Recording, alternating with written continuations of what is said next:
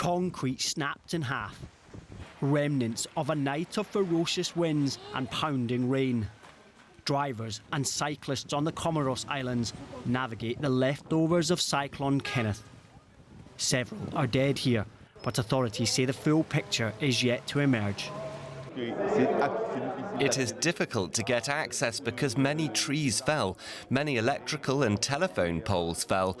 So for the moment we are clearing the roads so we can make an initial assessment.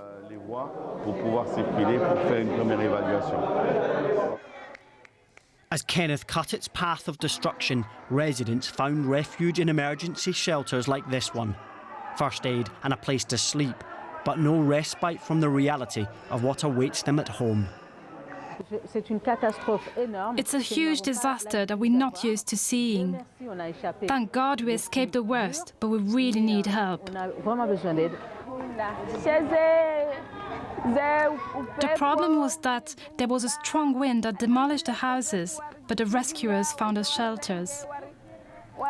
We slept well, nobody was injured, and we didn't suffer. Thank God. Kenneth hit the Comoros while barrelling towards mainland Mozambique, a country still reeling from a massive deadly storm 1 month ago, and in line for yet more devastation. And we're now joined by Karin Manente. She's from, in Maputo, Mozambique, and she's the country director for the World Food Programme. Welcome, Karin. Tell us what it's like there right now. What are you hearing from your relief teams who are out in the field? Yes, the situation is quite worrying, as we heard a few minutes ago, with many people being affected. And in some districts, of course, more than others, not the whole province of Cabo Delgado, but districts such as Macomia and Ibo area and Kisanga and Pemba city itself, it's also been quite badly damaged. And so we are already mobilizing to respond to the requests for assistance, as we heard a few minutes ago as well. WFP has already pre-positioned food there in some of the districts already, as well as in Nacala, which is a bigger hub close by. And we're already coordinating to start distributions, early distributions as soon as possible. So how difficult is the situation for people? Because as we heard, the UN says this is the first time that the country's been hit by 2 cyclones in 1 season.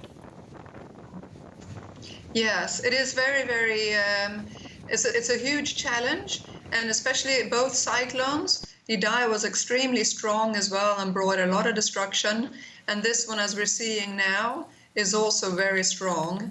And what we are concerned about is not only the cyclone passage itself, but the fact that it's bringing a lot of rains, and there'll be a lot of days, 3-4 days of heavy rains in those areas.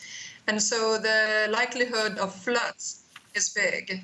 And flash floods, and as well, storm surges we've seen, yeah, I mean, we're already getting reports about a couple of the rivers are already flooding, and the ground already it's the end of the rainy season, so the ground and the rivers were already quite full and saturated.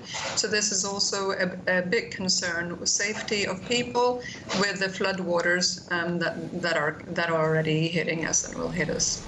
So very difficult situation. Karin Manente from the World Food Programme in Mozambique. Thank you very much for bringing us up to date on the situation there.